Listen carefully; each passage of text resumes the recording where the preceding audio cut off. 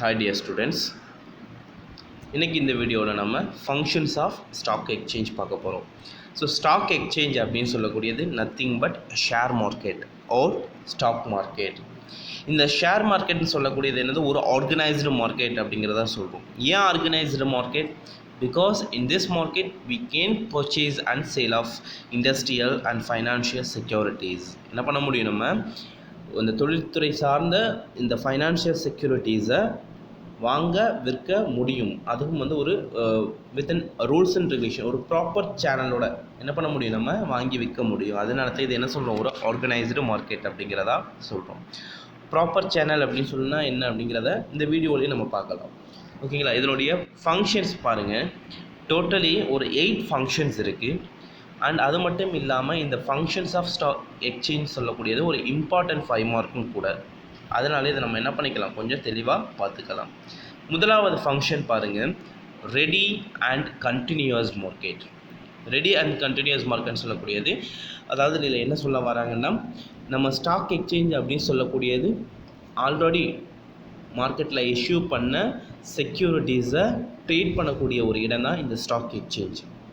ஏன்னா ஒரு கம்பெனி ஃபஸ்ட்டே ஷேர் இஷ்யூ பண்ணுறாங்க, அவங்களுடைய செக்யூரிட்டிஸை இஷ்யூ பண்ணுறாங்கன்னா ப்ரைமரி மார்க்கெட் மூலமாக இஷ்யூ பண்ணுவாங்க. தென் அதுக்கப்புறம் அந்த இஷ்யூ பண்ண அந்த செக்யூரிட்டிஸை ஃபுல்லாகவே அவங்க ப்ரைமரி மார்க்கெட்டில் ட்ரேட் பண்ண முடியாது. அவங்க என்ன பண்ண முடியும், செகண்டரி மார்க்கெட்டில் தான் ட்ரேட் பண்ண முடியும். ஸோ செகண்டரி மார்க்கெட்னு சொல்லக்கூடியது நத்திங் பட் ஸ்டாக் எக்ஸ்சேஞ்ச் அப்படிங்கிறது ஃபுல்லாகவே நான் உங்களுக்கு முன்னாடி சொல்லியிருந்தேன். அப்போ இந்த ஸ்டாக் எக்ஸ்சேஞ்ச் எதுக்கு இருக்குது? Secondary market. செகண்டரி மார்க்கெட்னு சொல்லக்கூடியது என்னது, ஆல்ரெடி இஷ்யூ பண்ண ஷேர்ஸை, எக்ஸிஸ்டிங் செக்யூரிட்டிஸை ட்ரேட் பண்ணக்கூடிய ஒரு இடம் தான் என்னது, இந்த ஸ்டாக் எக்ஸ்சேஞ்ச். ஸோ இந்த ஸ்டாக் எக்ஸ்சேஞ்ச் இருக்கிறதுனால இன்வெஸ்டர்ஸ் எல்லாமே என்ன பண்ண முடியும், அவங்களுடைய அந்த செக்யூரிட்டிஸை எப்போ வேணாலும் சேல் பண்ணி அவங்களுக்கு அந்த பண தேவை இருக்குதுன்னு சொன்னால் அந்த பண தேவை என்ன பண்ண முடியும், அவங்க பூர்த்தி பண்ணிக்க முடியும். They can easily and quickly dispose them off on a stock exchange. என்ன பண்ண முடியும், இந்த செக்யூரிட்டிஸை ஃபுல்லாகவே அவங்க எப்போ வேணாலும் நினச்சாங்கன்னா அவங்க ஈஸியாக என்ன பண்ணிக்க முடியும், விற்று அது மூலமாக அவங்க பணமாக மாற்ற முடியும். இதை சிம்பிளாக சொல்லணும் அப்படின்னு பார்த்தோம்னா, he can convert his shares into cash. என்ன பண்ண முடியும், அவன்கிட்ட இருக்கக்கூடிய ஷேர்ஸை கேஷாக மாற்ற முடியும். பிகாஸ் இப்போ நான் ஸ்டாக் எக்ஸ்சேஞ்சில் போய்ட்டு நான் இந்த மாதிரி நான் இதை சேல் பண்ண போகிற சொன்னால் வாங்குறவங்க, அந்த வாங்கக்கூடிய இன்வெஸ்டர்ஸ் என்ன பண்ணுவாங்க, அதை வாங்கிட்டு எனக்கு காசை கொடுத்துருவாங்க. ஓகேங்களா? அதே மாதிரி என்கிட்ட காசு இருக்குது அப்படிங்கிற பட்சத்தில் என்னுடைய கேஷை என்ன பண்ண முடியும், செக்யூரிட்டிஸாக கன்வெர்ட் பண்ண முடியும். ஸோ இந்த ஈஸியான இந்த மார்க்கெட்டபிலிட்டி ஆஃப் செக்யூரிட்டிஸ் இருக்கிறதுனால நமக்கு லிக்விடிட்டி வந்து என்ன ஆகுது, அதிகமாகுது. லிக்விடிட்டி அப்படின்னு சொல்லக்கூடியது முன்னாடியே சொல்லியிருக்கோம், செக்யூரிட்டிஸை கேஷாக சீக்கிரமே மாற்றுறோமோ, எந்த அளவுக்கு நம்ம குயிக்காக கேஷை இமீடியட்டாக மாற்றுறோமோ அந்த ஒரு நேச்சர் தான் நம்ம என்ன சொல்கிறோம், லிக்விடிட்டி அப்படிங்கிறதா சொல்கிறோம். ஸோ இந்த ஸ்டாக் எக்ஸ்சேஞ்ச் அப்படிங்கிற ஒரு இருக்கிறதுனால நம்ம என்ன பண்ணிக்க முடியும், நம்மளுடைய எக்ஸிஸ்டிங் செக்யூரிட்டிஸை சேல் பண்ண முடியும். அஸ் அ இன்வெஸ்டராக எனக்கு வந்து நான் ஒரு செக்யூரிட்டிஸ் வாங்கி வச்சுருக்கேன்னா அந்த செக்யூரிட்டிஸை விற்பனை பண்ண முடியும்.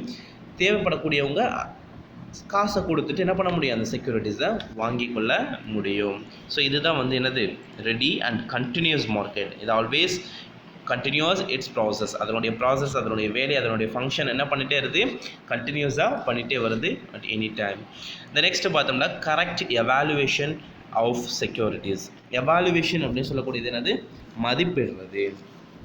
எப்படி மதிப்பிடுறாங்கன்னா, இப்போ நான் வந்து ஒரு கம்பெனியோட ஷேரை வாங்க போகிறேன்னு வச்சுக்கலாம். நீங்கள் வந்து விற்கிறீங்க. ஓகேங்களா? ஸோ நீங்கள் விற்கிறவங்க என்ன பண்ணுவீங்க, உங்களுடைய ஷேர்ஸுக்கு சில வந்து ப்ரைஸ் வந்து கோட் பண்ணுவீங்க தானே.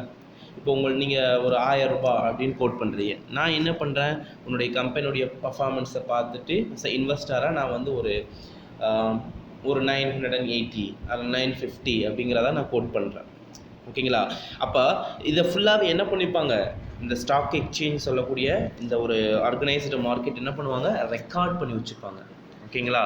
என்ன பண்ணுவான், ரெக்கார்ட் பண்ணி வச்சுப்பான். ஸோ இந்த ரெக்கார்ட் பண்ண இந்த விஷயத்தை என்ன பண்ணுவாங்கன்னா அடுத்து அவன் என்ன பண்ணுவான், பப்ளிஷ் பண்ணுவோம் த்ரூ தியர் வெப்சைட். இப்போ ஃபுல்லாகவே எல்லாம் ஆன்லைனாக மாறினதுனால என்ன பண்ணுவாங்க, அவங்க வெப்சைட் மூலமாக பப்ளிஷ் பண்ணுவாங்க. இந்த கம்பெனியுடைய ப்ரைஸ் வந்து இவ்வளோ ப்ரைஸ் கோட் பண்ணியிருக்காங்க from seller point of view, and இவ்வளோ ப்ரைஸ் வந்து பையர் பாயிண்ட் ஆஃப் வியூவில் கோட் பண்ணியிருக்காங்க அப்படின்னு சொல்லிட்டு அந்த ப்ரைஸை ஃபுல்லாகவே அவங்க என்ன பண்ணுவாங்க, ரிவீல் பண்ணுவாங்க. அப்படிங்கிறப்போ இதை நம்ம என்ன சொல்கிறோம்னா மார்க்கெட் கொட்டேஷன் அப்படிங்கிறத சொல்கிறோம்.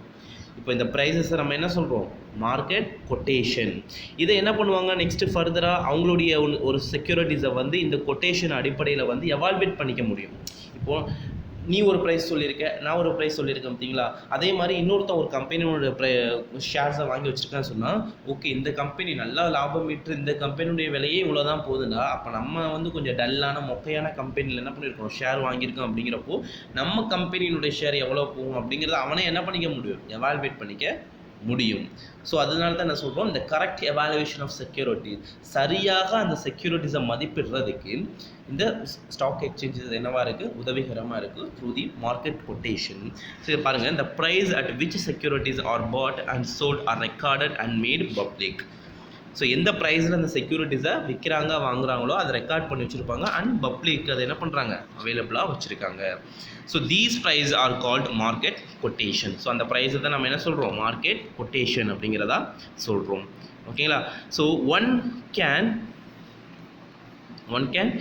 easily evaluate the worth of one securities on the basis of these quotations. So ஒரு நபர் என்ன பண்ணிக்க முடியும், அவருடைய அந்த செக்யூரிட்டிஸை வந்து இந்த கொட்டேஷன்ஸ், இந்த மார்க்கெட் கொட்டேஷன் அடிப்படையில் என்ன பண்ண முடியும், எவால்வேட் மதிப்பிட முடியும். தி lender can easily assess the worth of securities offered for loan. So இப்போ நான் அந்த செக்யூரிட்டிஸ் இந்த கம்பெனியில் வாங்கியிருக்கேன் அப்படிங்கிறப்போ இதை வச்சுட்டு நான் என்ன பண்ண முடியும், மணி லெண்ட் பண்ண முடியும், கடன் வாங்க முடியும். அப்படிங்கிறப்ப அப்போ கடன் கொடுக்கக்கூடிய அந்த லெண்டர் என்ன பண்ணுறாரு, அசஸ் பண்ண முடியும். ஓகே இந்த கம்பெனியோடைய ஷேராக நல்லா போயிட்டுருக்கு, அப்போ நம்ம என்ன பண்ணலாம், இதை வச்சுட்டு அவருக்கு லோன் கொடுக்கலாம், அல்லது இது ரொம்ப டல்லாக இருக்குது வேணாம் கொடுக்க வேணாம் அப்படிங்கிறத நம்ம என்ன பண்ணிக்க முடியும், அசஸ் பண்ண முடியும். இந்த நெக்ஸ்ட் பார்த்தோம் சொன்னால் ப்ரொடெக்ஷன் டு இன்வெஸ்டார். ப்ரொடெக்ஷன்னா என்னது, பாதுகாப்பு. இன்வெஸ்டார்னா யார் முதலீடு பண்ணுறாங்களோ அவங்க. ஸோ இந்த முதலீட்டாளர்களை பாதுகாக்கக்கூடிய இந்த பணியையும் என்ன பண்ணுறாங்க, இந்த ஸ்டாக் எக்ஸ்சேஞ்சஸ் வந்து செய்கிறாங்க.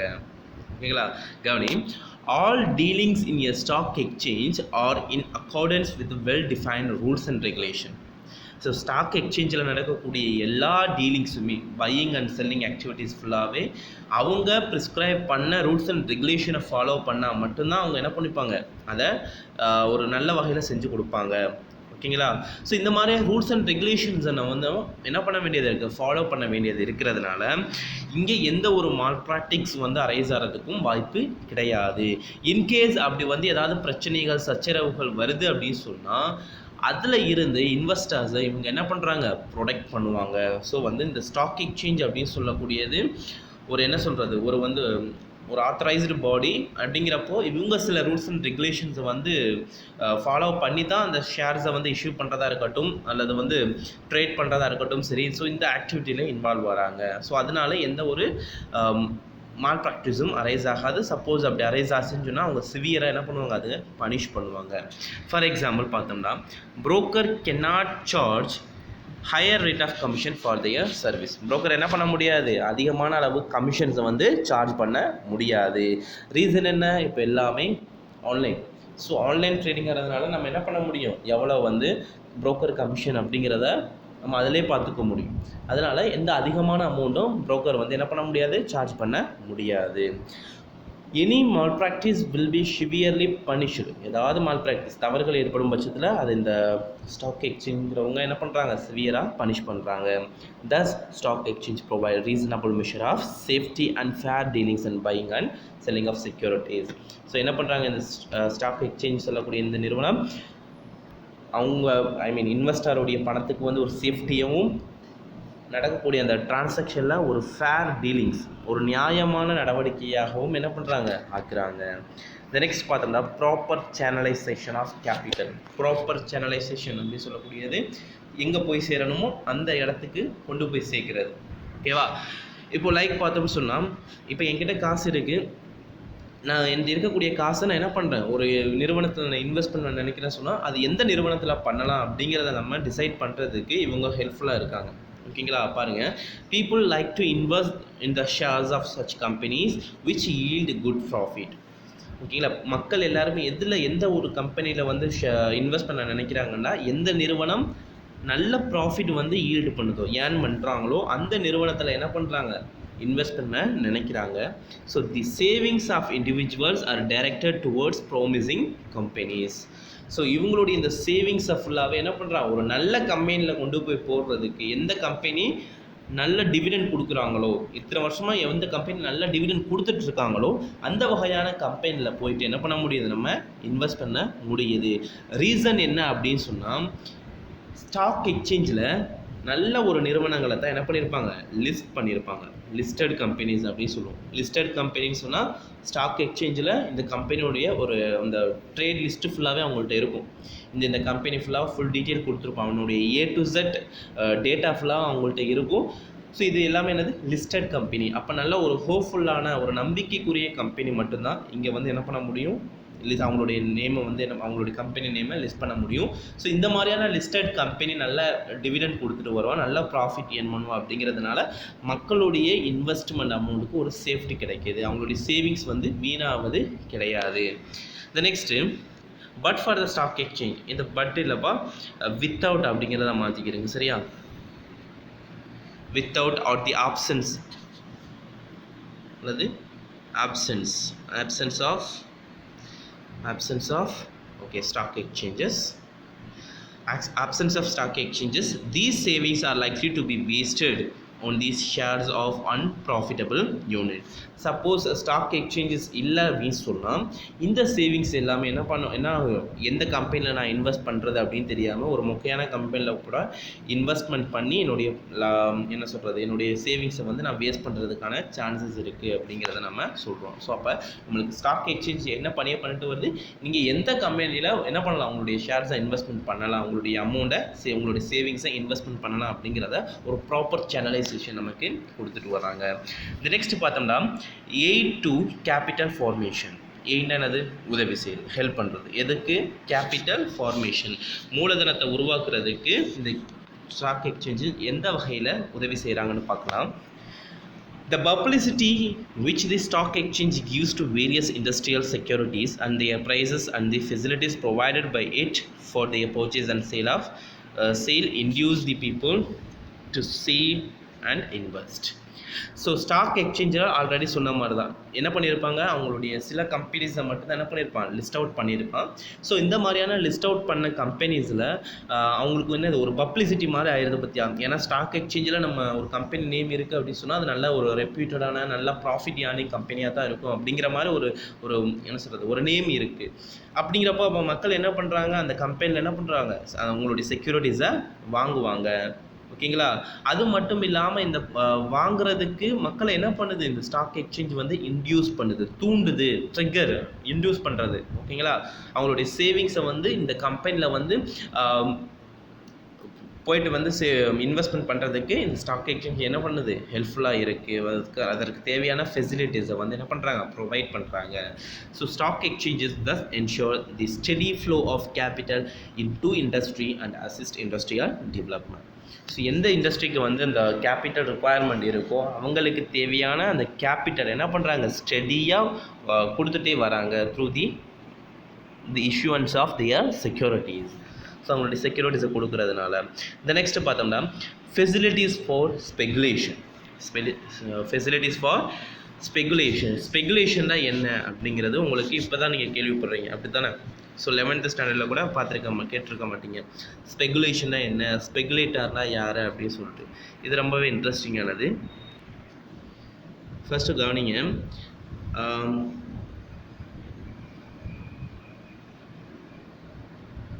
less price.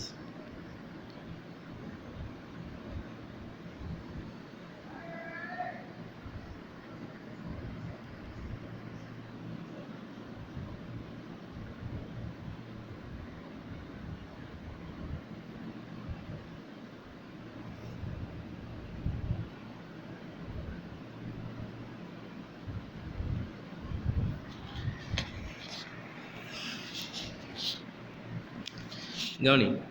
So less price, purchase securities, more demand, sale the securities at a higher price. ஓகேங்களா? அதாவது இப்போது ஒரு பொருளுடைய விலை வந்து கம்மியாக இருக்கிறப்ப என்ன பண்ணியிருப்பாங்கன்னா பர்ச்சேஸ் பண்ணிப்பாங்க. உதாரணத்துக்கு இப்போ சொல்கிறேன், இப்போ வந்து வெங்காய விலை வந்து என்னது ரேட்டு அதிகமாக இருக்குது அப்படின்னு சொன்னால் அதற்கான பிகின் ரீசன் என்ன அப்படிங்கிறத நம்ம இந்த விஷயத்துல இருந்து தெரிஞ்சுக்க முடியும். அதாவது என்ன பண்ணியிருப்பாங்கன்னா, வெங்காயம் விலை குறைவாக இருக்கும்போது என்ன பண்ணியிருப்பாங்கன்னா, சில வியாபாரிகள் என்ன பண்ணியிருப்பாங்கன்னா, அந்த குறைவாக இருக்கும்போது அந்த வெங்காயத்தை ஃபுல்லாக என்ன பண்ணியிருப்பாங்க, பர்ச்சேஸ் பண்ணி வச்சுருப்பான். ஓகேங்களா? அதுதான் உங்களுக்கு ஆப்டான ஒரு உதாரணமாக இருக்குன்னு சொல்லிட்டு நம்புகிறேன். ஸோ என்ன பண்ணுவாங்க, அந்த வெங்காயத்தின் விலை குறைவாக இருக்கும்போது பர்ச்சேஸ் பண்ணி வச்சுருப்பான். அதற்கான டிமாண்ட் மார்க்கெட்டில் அதிகமாகும் போது என்ன பண்ணுவான்னா, இவன் வந்து ஒரு ஒரு 1 kg ஆஃப் ஆனியன் வந்து 30 rupeesக்கு வாங்கியிருக்கான்னு வச்சுக்கலாம். நல்லா நிறையா பர்ச்சேஸ் பண்ணி அவனோட குடோனில் வச்சு நல்லா எல்லாத்தையும் என்ன பண்ணிட்டான், ஸ்டோர் பண்ணி வச்சுட்டான்.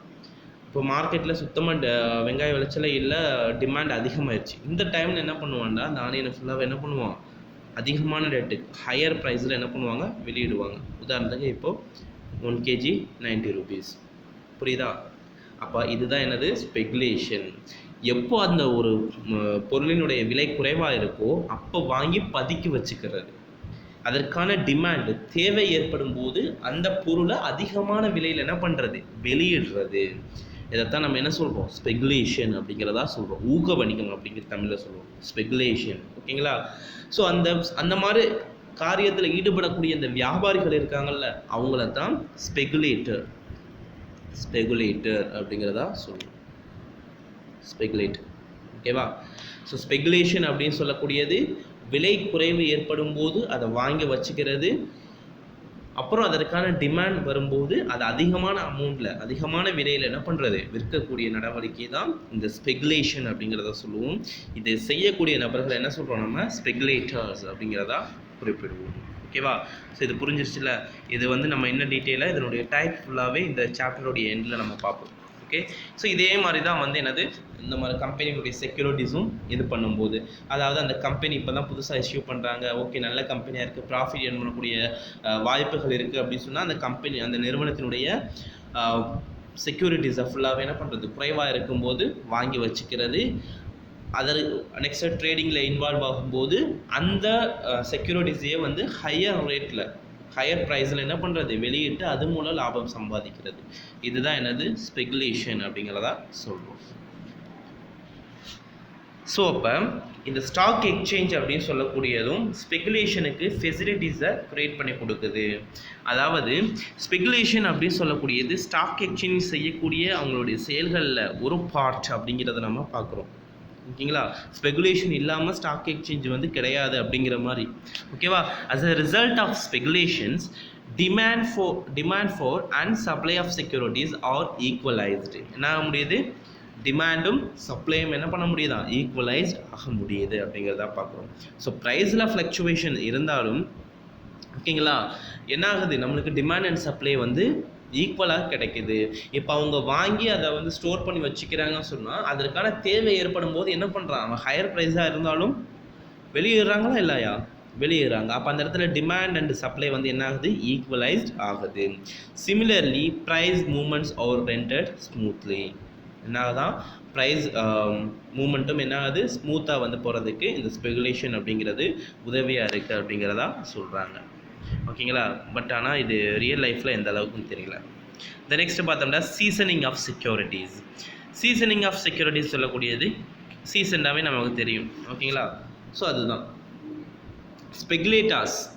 இப்போ தான் பார்த்தோம், speculators and அண்டர்ரைட்டர்ஸ் hold for a temporary period securities issued by a new company. So புதுசாக ஒரு கம்பெனி இஷ்யூ பண்ணுறாங்கன்னு சொன்னால் அவங்க இஷ்யூ பண்ணக்கூடிய அந்த செக்யூரிட்டிஸை, ஷேர்ஸை, டிபாசிட்ஸை என்ன பண்ணுறாங்க, இந்த ஸ்பெகுலேட்டர்ஸ் அல்லது வந்து அண்டர்ரைட்டர்னா யார் அப்படிங்கிறது நம்ம முன்னாடியே பார்த்துருந்தோம். ஓகேங்களா? ஸோ உங்களுக்கு ஷேரை விற்று கொடுக்குறேன் அப்படின்னு சொல்லக்கூடிய ஒரு ஏஜென்ட் மாதிரி தான், அவங்க தான் யார், அண்டர்ரைட்டர்ஸ். ஸோ இவங்க என்ன பண்ணுறாங்கன்னா அந்த கம்பெனி இஷ்யூ பண்ணக்கூடிய அந்த நியூ செக்யூரிட்டிஸை, ஷேரையோ டிபெஞ்சரையோ என்ன பண்ணுறாங்க, ஒரு சர்டைன் பீரியட் ஆஃப் டைமுக்கு வந்து அவங்களே லாக் பண்ணி வச்சுருக்காங்க. ஓகேங்களா? அவங்க என்ன பண்ணுறாங்க, பொதுமக்களுக்கு கொடுக்காம அவங்க என்ன பண்ணுறான், லாக் பண்ணி வச்சுக்கிறாங்க. ஸோ இவன் எப்போ அன்லாக் பண்ணுறான் அப்படின்னு பார்த்தோம்னா, எப்போ அதற்கான டிமாண்ட் அரைஸ் ஆகுதோ, அந்த நியூ இஷ்யூ ஆஃப் ஷேர்ஸை வந்து வாங்குறதுக்கு மக்கள் இன்வெஸ்ட்மெண்ட் பண்ணுறதுக்கு ஆர்வமாக இருக்காங்களோ அந்த டைம் பார்த்து என்ன பண்ணிடுறது, அவங்களுக்கு இஷ்யூ பண்ணிடுறது. ஸோ இந்த மாதிரியான ஃபெசிலிட்டிஸை, இந்த மாதிரியான ஃபங்க்ஷன்ஸையும் ஸ்டாக் எக்ஸ்சேஞ்ச் என்ன பண்ணிட்டு வராங்க, செஞ்சுட்டு வராங்க. இந்த நெக்ஸ்ட் பார்த்தோம்னா clearing house of business information. ஓகேங்களா. ஸோ கிளியரிங் ஹவுஸ் அப்படின்னு சொல்லக்கூடியது நம்மளுக்கு தெளிவான தெளிவான இன்ஃபர்மேஷனை ஃபுல்லாகவே என்ன பண்ண பிஸ்னஸ் சார்ந்த இன்ஃபர்மேஷன் ஃபுல்லாகவே கொடுக்கக்கூடிய செயல்களையும் இந்த ஸ்டாக் எக்ஸ்சேஞ்சஸ் வந்து செஞ்சுட்டு வருது. எப்படி அப்படின்னு சொன்னால், listed companies are required to furnish all important information relating to capital management, dividend distribution, etc. So listed companies அப்படின்னு சொன்னாவே நமக்கு தெரியும் என்னது, நம்மளுடைய ஸ்டாக் எக்ஸ்சேஞ்சில் அந்த கம்பெனியோட பேர் அந்த இருக்கக்கூடிய நிறுவனங்கள் பேரில் வந்துருச்சு அப்படின்னு சொன்னால் அதுதான் லிஸ்டட் கம்பெனி. ஓகேவா. ஸோ இந்த லிஸ்டட் கம்பெனியோடைய எல்லா இன்ஃபர்மேஷன் தேவைப்படக்கூடிய எல்லா இன்ஃபர்மேஷனையும் என்ன பண்ணுறோம், அந்த கம்பெனி ஸ்டாக் எக்ஸ்சேஞ்சஸ்க்கு வழங்குறான். லைக் பார்த்தோம்னு சொன்னால் அவனுடைய கேபிட்டல் மேனேஜ்மெண்ட் இருக்குது எப்படி இருக்குது, அவனை எந்த அளவுக்கு டிவிடெண்ட் டிஸ்ட்ரிபியூட் பண்ணுறான். டிவிடெண்ட் சொல்லக்கூடியது பங்காதாயம் அப்படின்ற தமிழில் சொல்லுவோம். அதாவது நம்ம ஷேர் வாங்கியிருக்கோம்ல, அதுக்கு நமக்கு ஷேர் ஹோல்டர்ஸாக இருக்கக்கூடிய நமக்கு கொடுக்கக்கூடிய ப்ராஃபிட்டுக்கான நேம் தான் என்ன சொல்கிறோம், நம்ம டிவிடெண்ட் அப்படிங்கிறத சொல்கிறோம். ஸோ இந்த டிவிடெண்ட் எந்த அளவுக்கு நம்ம டிஸ்ட்ரிபியூட் பண்ணியிருக்கோம் அப்படிங்கிற டீட்டெயிலையும் என்ன பண்ணுறாங்க, அந்த கம்பெனி ஸ்டாக் எக்ஸ்சேஞ்சஸ்க்கு கொடுக்குறாங்க. அண்ட் அவங்களுடைய ஃபைனான்ஷியல் ஸ்டேட்மெண்ட்ஸ் காப்பியும் கொடுக்குறாங்க, ஆனுவல் ரிப்போர்ட்ஸையும் கொடுக்குறாங்க. இதை தவிர சில ஏதாவது ரிப்போர்ட் தேவை அப்படின்னு சொன்னால் இந்த ரிப்போர்ட்ஸை ஃபுல்லாகவே ஸ்டாக் எக்ஸ்சேஞ்சஸ்க்கு என்ன பண்ணுறான், அந்த கம்பெனி வந்து வழங்குறான். ஸோ வழங்கும்போது நெக்ஸ்ட்டு ஸ்டாக் எக்ஸ்சேஞ்ச் என்ன பண்ணுறான், இந்த இன்ஃபர்மேஷனை ஃபுல்லாகவே அவனுடைய வெப்சைட்டில் பப்ளிஷ் பண்ணுறான். அவனுடைய இந்த கம்பெனியோடைய ஃபைனான்ஷியல் பொசிஷன்ஸ் இப்படி இருக்குது, இவனுடைய ப்ராஃபிட்டபிலிட்டி இந்த அளவில் இருக்குது அப்படின்னு சொல்லிட்டு இந்த மாதிரியான வைட்டல் இன்ஃபர்மேஷனை பப்ளிக் என்ன பண்ணுறான், அப்படி தெரியப்படுத்துகிறான். ஸோ இந்த மாதிரி தெரியப்படுத்தும் போதும் பொதுமக்களாகிய அந்த இன்வெஸ்டர் என்ன பண்ணுறாங்க, ஓகே எந்த கம்பெனியில் அவங்க இன்வெஸ்ட்மெண்ட் பண்ணலாம் அப்படின்னு சொல்லிட்டு அந்த இன்வெஸ்ட்மெண்ட் ஆப்பர்ச்சுனிட்டிஸை வந்து அவங்க புல் அவுட் பண்ணுறதுக்கு ஒரு ஒரு தூண்டுகோலாக ஒரு இன்டியூஸ் பண்ணக்கூடிய ஒரு விஷயமா இந்த ஸ்டாக் எக்ஸ்சேஞ்சஸ் செய்யக்கூடிய இந்த இன்ஃபர்மேஷன் ரிவீல் ஆக்டிவிட்டி வந்து ஒரு உதவிகரமாக இருக்குது. ஸோ இந்த clearing house of business information அப்படின்னு சொல்லக்கூடிய இந்த பணியும் என்ன பண்ணிட்டு வராங்க, ஸ்டாக் எக்ஸ்சேஞ்சஸ் வந்து செஞ்சுட்டு வராங்க. ஸோ இது உங்களுக்கு புரிஞ்சிருக்குன்னு சொல்லிட்டு நம்புகிறேன். ஏதாவது புரியல அப்படின்னு சொன்னால் கமெண்ட்டில் கேளுங்க. தேங்க்யூ.